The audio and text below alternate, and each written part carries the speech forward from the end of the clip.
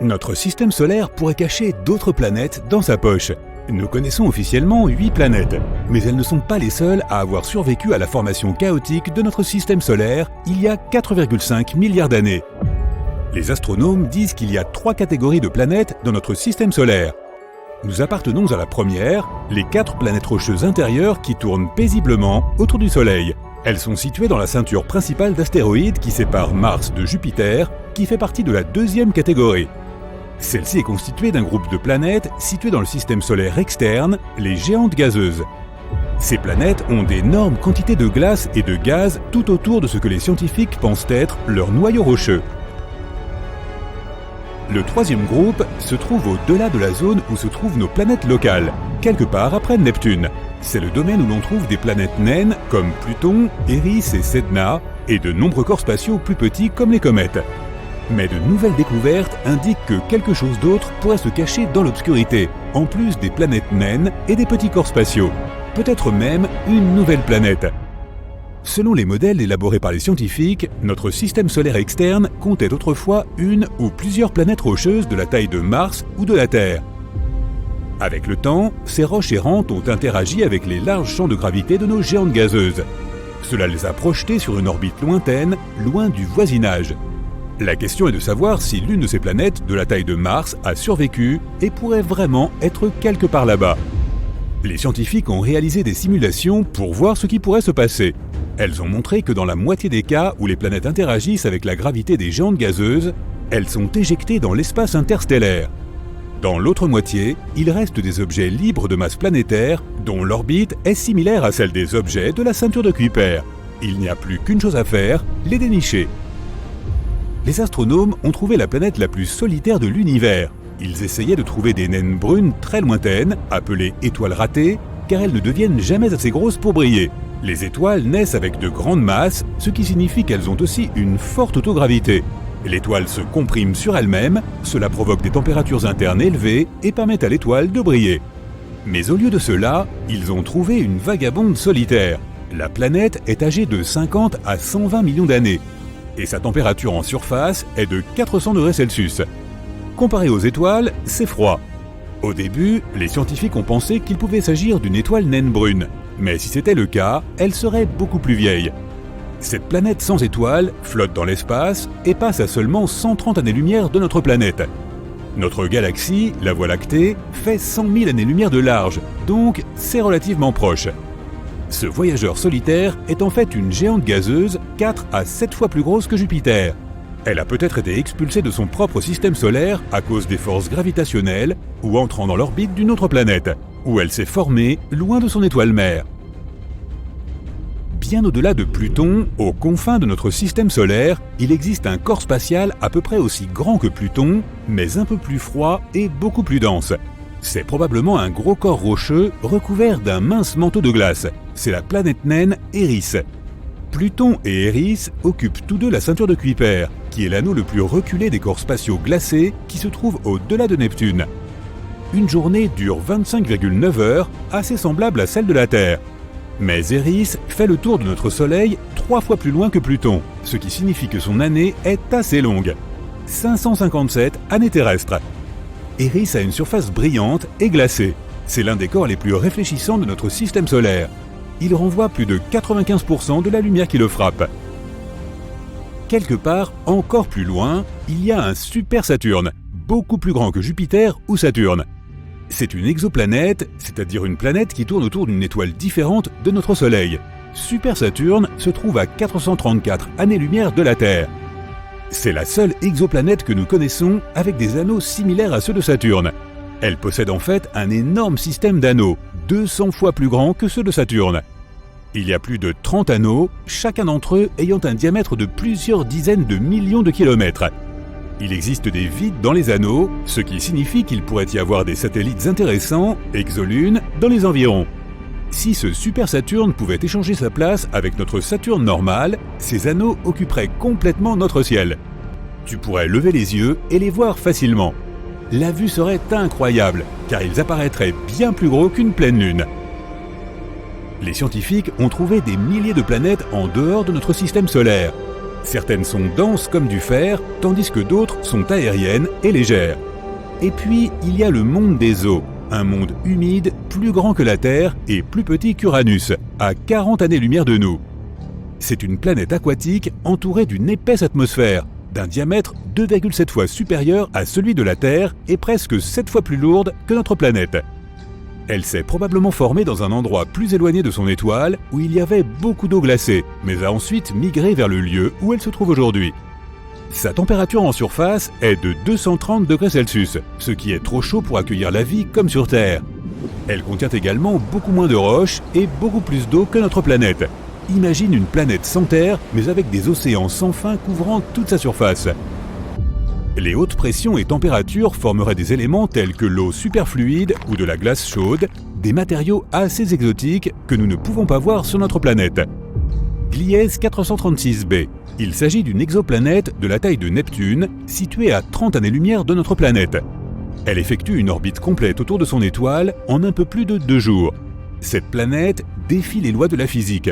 En effet, elle tourne autour de son étoile, qui est plus petite, plus froide et moins lumineuse que notre Soleil, à une distance 15 fois plus proche que Mercure ne l'est du Soleil. Lorsque nous pensons à la glace, nous imaginons un cube gelé, peut-être dans un verre de jus de fruits. Mais cette planète a une surface glacée, même si la température est de 526 degrés Celsius. Cette température est bien supérieure au point de fusion, mais la glace reste solide et brûlante.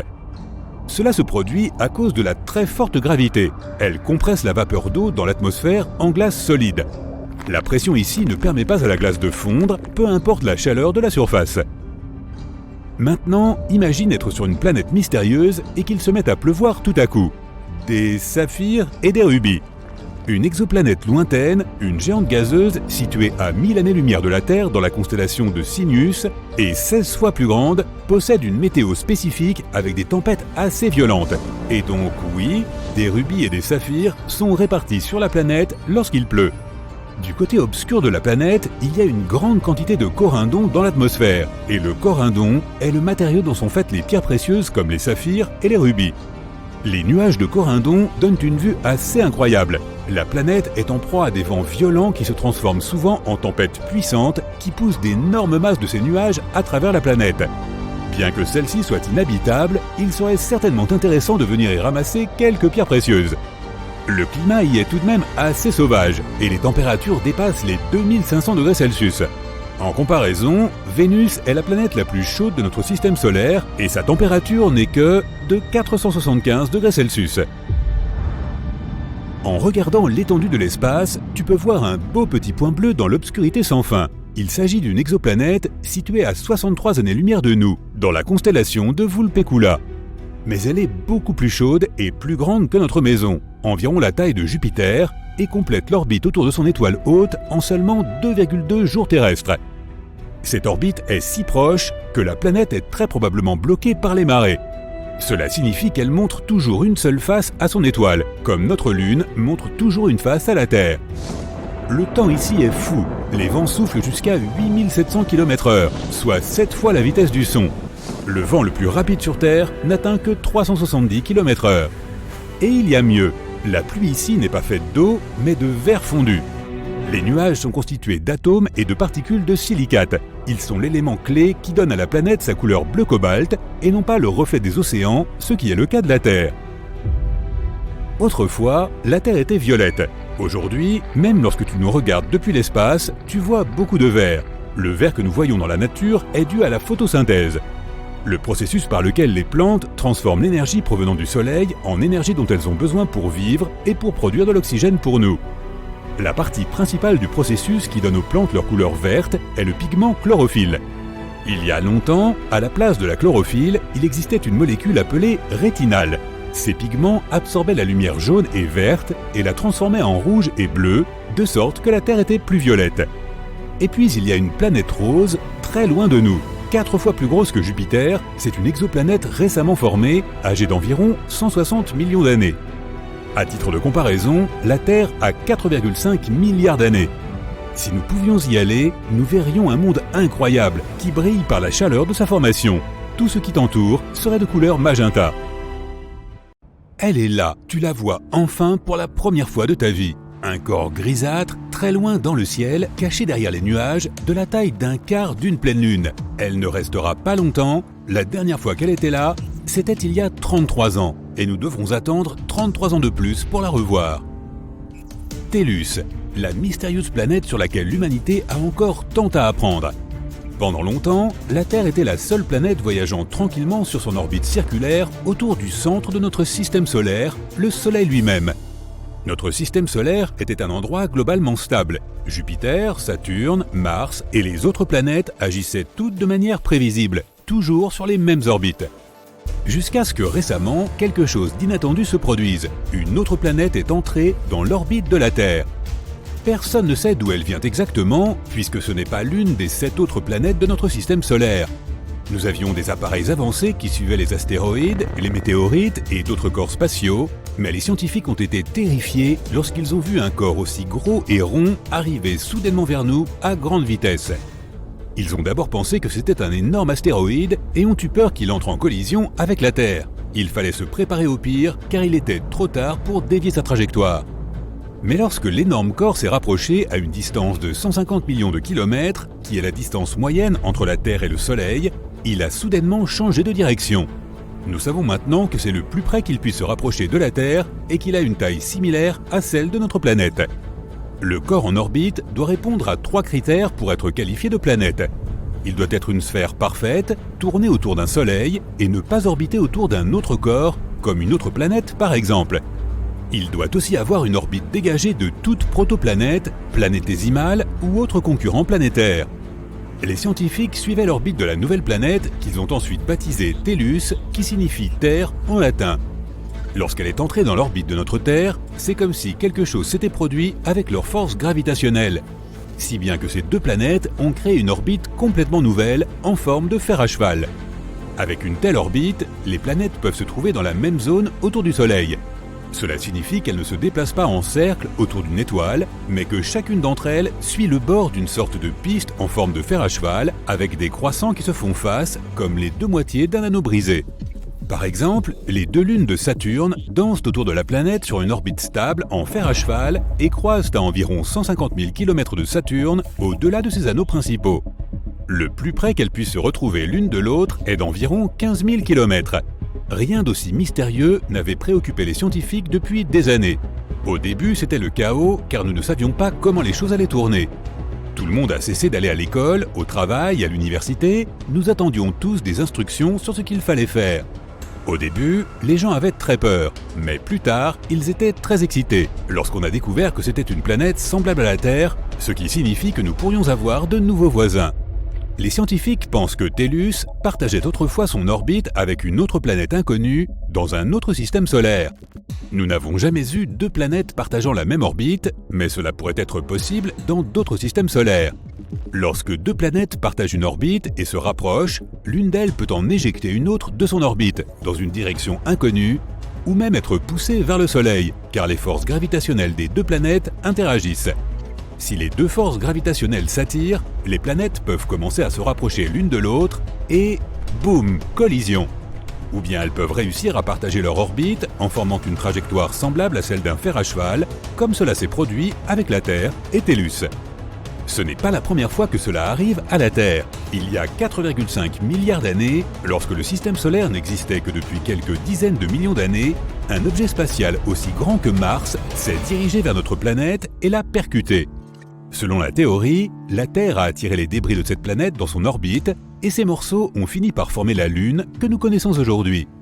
La collision a probablement provoqué une résurgence sur la Terre. Les plus anciennes roches que nous avons trouvées sur notre planète sont encore plus jeunes que certains météorites que nous avons découverts. Uranus a probablement aussi subi une énorme collision.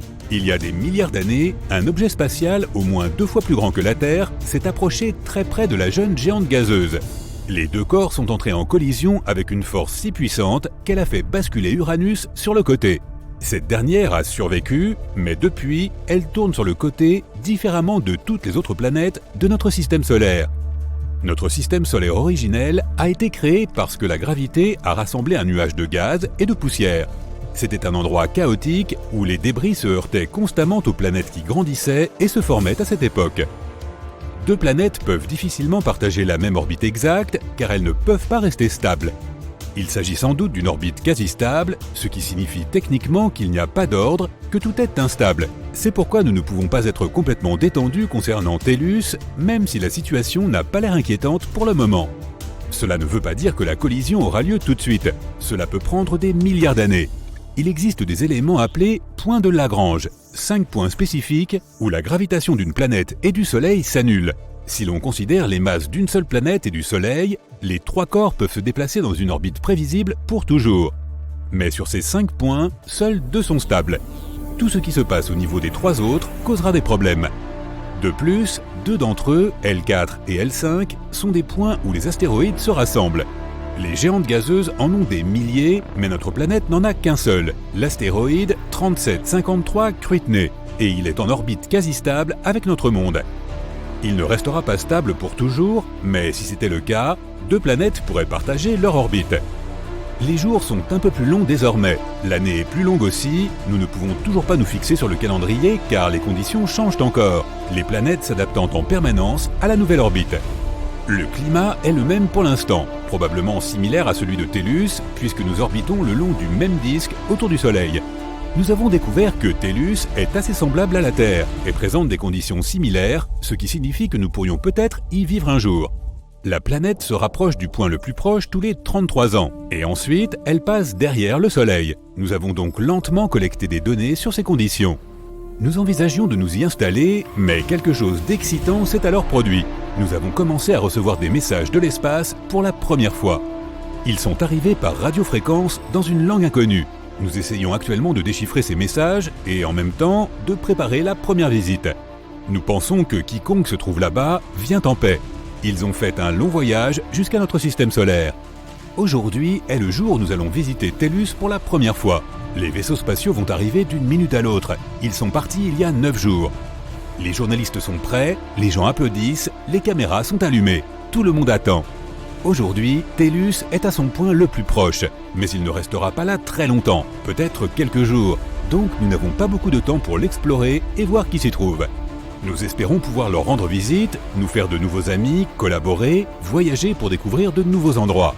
Jusqu'à présent, nous avons seulement vu quelques photos que les scientifiques ont prises de loin. Il semble qu'ils aient beaucoup d'eau, puisqu'il y a de nombreuses chutes d'eau et des lacs beaucoup plus profonds et plus larges que les nôtres, cachant peut-être de magnifiques créatures que nous ne connaissons pas.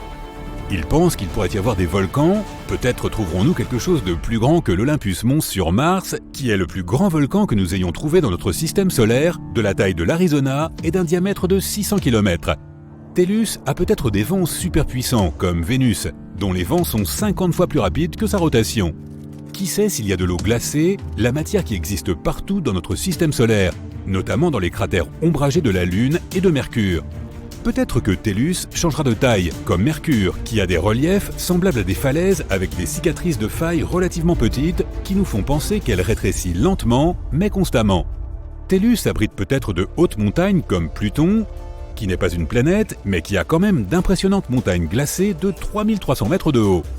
Quoi qu'il en soit, c'est aujourd'hui que nous le découvrirons. Alors, souhaitons-nous bonne chance. Tu as décollé de la Terre et garé ton vaisseau spatial quelque part près de la Lune. Tu es maintenant à près de 380 000 km de ta planète natale. Cela représente presque 100 fois la largeur des États-Unis. Maintenant, tu sors un marteau géant et un énorme burin en utilisant les bras robotiques de ton vaisseau spatial. Tu places le burin au pôle nord de la Terre et tu frappes sa tête avec le marteau. La Terre s'ouvre comme une coquille d'œuf et tu vois une autre planète. C'est Theia. Elle se cache à l'intérieur de notre planète comme le jaune dans un œuf. Il faudrait remonter le temps de 4,5 milliards d'années pour découvrir comment elle est arrivée là. Cette magnifique nébuleuse deviendra bientôt notre système solaire. La poussière colorée et les divers débris spatiaux se rapprochent lentement du centre. Bientôt, ce puzzle de débris deviendra trop lourd et trop dense. La température à l'intérieur de la géante augmente à tel point qu'elle déclenchera une réaction nucléaire en chaîne. Une seconde plus tard et boum! Une explosion si puissante que les ondes de choc voyagent loin dans l'espace. Et le flash aveuglant de cette explosion peut être vu de l'autre côté de la Voie lactée. Lorsque la poussière se dissipe un peu, tu peux voir qu'une lumière vive brille encore au centre même de l'explosion. Cette nouvelle étoile est le Soleil. Elle pèse autant que 333 000 terres. Si le Soleil était un seau, il faudrait 1,3 million de planètes de la taille de la Terre pour le remplir. Tu t'intéresses à un petit objet là-bas, à 150 millions de kilomètres du Soleil. Cet amas de roches et de lave chaude, c'est la Terre. En ce moment, la planète est occupée à former son noyau, tandis que les océans de lave se refroidissent progressivement. Mais quelques dizaines de millions d'années après la naissance du Soleil, tu remarques un objet étrange qui se dirige vers la Terre. C'est Theia. Cette petite planète est née à peu près en même temps que la Terre. Et maintenant, elle suit une folle trajectoire en spirale à une vitesse énorme. Les scientifiques pensent que Theia était une sorte de boule avec laquelle Jupiter et Vénus jouaient. Vénus tirait Theia dans une direction, puis sa grande sœur Jupiter la tirait en arrière. Mais le Soleil représente 99,8% de la masse de tout le système solaire. C'est pourquoi l'étoile fixe ses propres règles. Elle fait en sorte que Theia se déplace sur une orbite presque identique à celle de la Terre. Elles se rapprochent donc inévitablement l'une de l'autre jusqu'à devenir voisines. Theia a la taille de Mars et est aussi large que l'océan Atlantique de New York au Portugal. La collision ne peut pas être évitée. Theia se dirige vers la Terre à près de 14 500 km/h, soit 11 fois plus vite que la vitesse du son. Si la plus petite planète s'écrase sur la Terre avec un angle particulier, la Terre sera très probablement anéantie, ainsi que Theia elle-même. La collision provoquera une énorme explosion visible sur d'autres planètes, même en plein jour. Il ne restera rien d'autre que de la poussière et des débris brûlants. Et même si Theia ne touche que légèrement la Terre, elle détruira un morceau de notre planète de la taille de l'Australie. Mais la collision avec Theia se produit à un angle parfait de 45 degrés. Elle percute la Terre à une vitesse phénoménale. L'explosion vaporise littéralement d'énormes quantités de roches et l'onde de choc envoie les débris restants dans l'orbite de la Terre. Un énorme cratère se forme sur le lieu de l'impact. Il se remplit bientôt de lave bouillante. Les restes de Theia et les fragments éjectés de la Terre commencent à graviter autour de notre planète. Selon une certaine théorie, ces fragments forment deux lunes. Au début, elles voyagent ensemble, mais un jour, elles se rapprochent trop l'une de l'autre et entrent en collision, formant un seul grand corps spatial. L'autre théorie affirme que tous les fragments commencent à être tirés par les restes de Theia. Un peu plus tard, ils formeront la Lune telle que nous la connaissons aujourd'hui. Mais à ce moment-là, ce n'est encore que de la roche rougeoyante et de la lave. La collision à cet angle incline légèrement notre planète et accélère sa rotation. C'est à cause de Theia que nous avons des saisons et 24 heures dans une journée. La Terre a des plaques lithosphériques, d'énormes pièces solides qui constituent la croûte de notre planète. Après la collision avec Theia, elle commence à se fissurer et à se briser. Cela conduit le carbone, un composant primaire de toute vie connue sur Terre, à se déplacer sur toute notre planète. La Terre développe donc une sorte de métabolisme. Après quelques centaines de millions d'années, les premières créatures vivantes commencent à apparaître sur notre planète. Pendant près de 4 milliards d'années, de simples organismes unicellulaires ont évolué vers la vie que l'on connaît aujourd'hui. Selon les scientifiques, une telle collision est un événement très rare. La probabilité qu'il y ait quelque part une planète comme la nôtre qui ait survécu à la même catastrophe est extrêmement faible. C'est peut-être la raison pour laquelle nous n'avons pas encore trouvé de traces d'autres civilisations dans l'espace. Pendant ce temps, les restes de Theia sont toujours là, sur Terre. Bien sûr, elle ne ressemble pas à une planète entière coincée dans la nôtre. La plupart des fragments se sont fondus dans la croûte terrestre. Si tu enlèves la couche supérieure de notre planète, tu verras deux énormes boules de lave de la taille de continents entiers. Elles se trouvent juste en dessous de l'Afrique et de l'océan Pacifique. On peut supposer que ce sont les restes de Theia. Ils ne se sont pas mélangés au manteau terrestre à cause de leur densité différente. C'est un peu comme mélanger de l'eau et de l'huile dans un verre. L'huile flottera toujours au-dessus de l'eau et créera une couche uniforme. Mais si tu faisais remonter ces plaques de lave à la surface, elles seraient 100 fois plus hautes que le mont Everest. D'autres restes de Theia pourraient se trouver sur la Lune. Les missions spatiales Apollo ont rapporté de nombreux échantillons de sol pour les analyser. Les scientifiques ont conclu que la structure de la Lune est très similaire à celle de la Terre. On pourrait forer en profondeur et y prélever des échantillons. Puis on analyserait les blobs depuis la Terre. Si leur structure correspondait, ce serait une preuve totalement fiable que Theia a bien frappé la Terre il y a 4 milliards et demi d'années, et que la Lune est née ainsi. Mais pour l'instant, Theia reste quelque peu mystérieuse. Les scientifiques ne sont pas encore sûrs que la planète a réellement existé. Cette idée correspond parfaitement au modèle de création de la Lune, mais en réalité, cette incroyable collision pourrait ne jamais avoir eu lieu. Maintenant, tu voyages à 41 années-lumière de la Terre jusqu'à la planète 55 Cancri E. Elle fait environ 2 fois la taille de la Terre et est 8 fois plus lourde. Tu sors à nouveau ton marteau géant et tu l'utilises pour frapper le burin. La planète se fissure. Et tu vois que c'est un diamant géant. La température de cette planète est des dizaines de fois plus élevée que celle de la Terre. Et son sol est riche en carbone.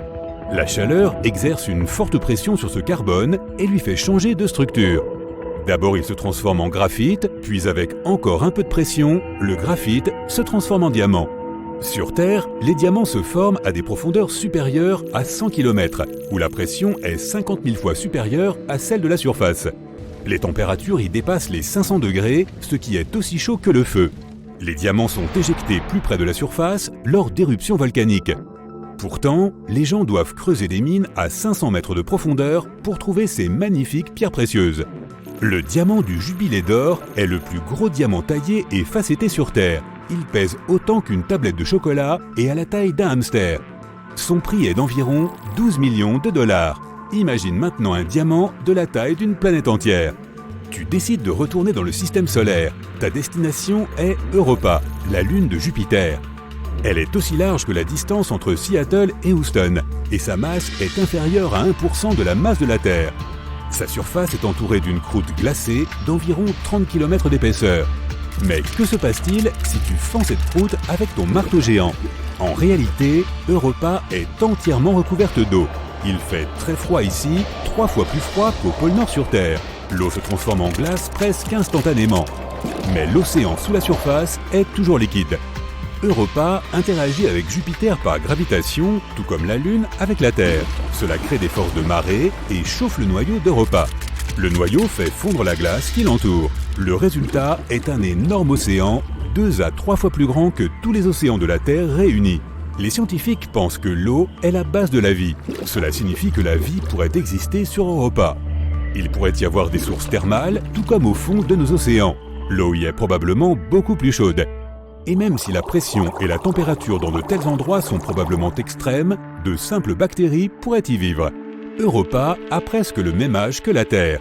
Cela signifie qu'il s'est écoulé suffisamment de temps pour que des organismes vivants apparaissent et évoluent. Qui sait, peut-être qu'une civilisation avancée est déjà en train de fleurir sous cette croûte de glace. Ils sont peut-être en train de construire de grandes villes et de rêver de conquérir l'espace en ce moment même. Mais la seule chose que l'on peut faire pour le moment est d'envoyer une sonde sur Europa et de découvrir si la vie est possible.